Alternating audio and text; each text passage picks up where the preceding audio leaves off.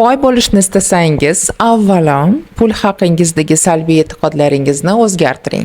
Ko'p odamlar juda ham yaxshi pul topadi, ammo undan ham yuqori daromadga erishishni xohlaydi.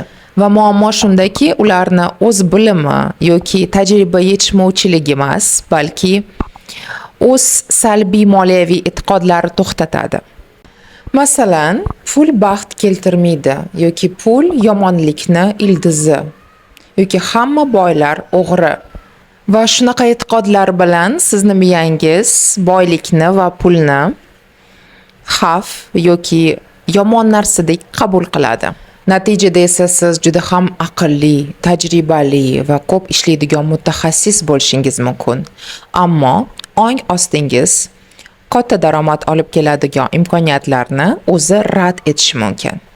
Va ushbu salbiy fikrlashdan xalos bo'lishingiz uchun siz bitta narsani yodda tutishingiz kerak. Salbiy e'tiqodlar bu hayot haqiqati emas. Bu sizga sindirilgan fikrlar. Va agar siz ham ushbu e'tiqodlarni o'zingizda tanigan bo'lsangiz, ulardan xalos bo'lish uchun vaqti keldi. Agar siz ham moliyaviy erkinlikka erishmoqchi bo'lsangiz, albatta meni profilimga obuna bo'ling.